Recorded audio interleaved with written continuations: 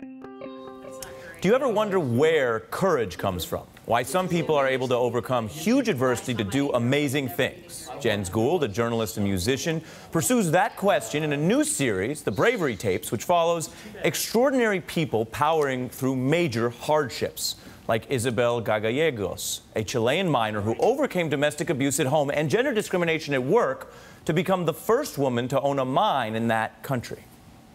Igual dije yo, no, pues yo quiero ser mi propia jefa. Y empiezan a mirar, a veces mismas mujeres que van ahí administrativas igual, la miran como media rara, así. The series uses reporting and music to share stories from survivors of the Boston Marathon bombing to activists on the front line of the immigration and marriage equality battles, and the choice a man had to make after losing his brother, wife, and 2 young daughters in tragic accidents. Jen Gould is a reporter for Time magazine, a former Mexico City correspondent for Bloomberg News, a Fulbright scholar, and a musician. He's also a good friend of mine. Whoa. Thanks for being here. Says a lot. Good afternoon, Ari. That's shocking. What we saw there in the Chilean miner story, which is incredible if people go on to Bravery Tapes and watch it, and in many of these stories, is a type of adversity overcome where people are doing even greater things. Why did you feel you needed to leave a type of traditional journalism to tell that kind of story? Well, I love journalism. I've been privileged to cover a lot of amazing stories, and I still love that. But I took a look a couple of years ago at what I was most passionate about the craft, and I noticed that the stories where I came across people like that were the ones I had gotten goosebumps about, the ones I was most inspired by. And I said, why don't I do that? Why don't I make a genre out of bravery? So the first video that you made when you decided to make this move into the Bravery Tapes, you went to Mexico and you looked at people who are impacted by the Mexican drug war, and it's a really powerful thing. You talk about school children, you talk about people who basically have PTSD, you know, people who deal with family members being kidnapped, and really amazing stuff. Why did you decide to start there? Well, first, because I used to be based there. I covered Mexico for a few years. But second, because I think it's a story that's often misunderstood in the U.S. We see death, we see kidnapping, we see violence in the headlines here. But there's a side of the story that we don't see, and there's a whole lot of courage going on there among a whole slew of people. And before I did that piece, I went and I met with editors of the largest newspapers. They couldn't tell me about stories of bravery. So even the Mexicans are so desensitized to the violence that they can't see the good of what's going on. So I wanted to tell that story. And I thought the best way to tell that story would be to find examples of children and teenagers who have confronted the adversity and done something extraordinary. Let's talk about Ted's story. Ari sent me the video this morning, and it was so incredibly moving, I think, for both of us. This is a man who lost pretty much everyone in his life. First his brother, then his wife, who he loved so much, and then his 2 little angel daughters and his mother-in-law. And he was left with a choice of, do I commit suicide or do I restart my life? And he decided to admit himself to get some help. Let's actually take a look at the film. I chose to check myself into a treatment center for alcohol and drugs, and I didn't do either. And luckily, I was accepted.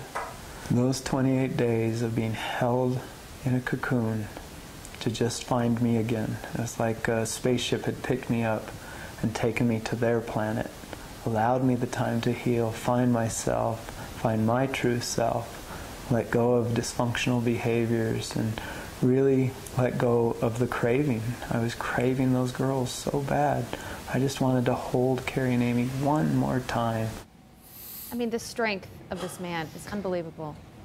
What really struck me about that story is what he did with it, because he was considering suicide. He was considering writing out the rest of his life in that kind of state, but he chose differently. He decided to cultivate those feelings and actually open up a center to help other people who are experiencing grief and loss. And it's actually the only center in the United States that focuses on that. So that's what I thought was so brave about what he did. Well, and in Ted's story, he's faced with horrible circumstances and makes a choice to be brave and to rise to the occasion. A lot of the stories you highlight, is it people finding them in those sorts of tough situations where they have to be brave or they're just not going to make it? Or is it more sort of an intentional act where people are seeking out situations where they can be courageous and brave? You know, it's a mixed bag. I have a couple new segments that haven't been released yet where it was a life circumstance that came upon them, and the same with Ted, the same with Mexico. But I've also highlighted people who have taken it upon themselves. They've seen some kind of a situation that they didn't agree with, and they wanted to do something about it, and they wanted to push forward. So I think bravery comes in all shapes and sizes, and it's going on all over us, and all we need to do is highlight it some more, and we can find it. In some of these stories, you are putting yourself at some risk, especially when you leave the United States and deal with some of these dangerous situations. Are you now or in the future going to deal with the bravery that it takes to actually just report some of these stories? Well, that's a question that sometimes people ask me, you know, how are you brave, right? And I am only very inspired by the people that I report on. And if I could, I aspire to be as courageous as they've been. So I get a lot of inspiration from that.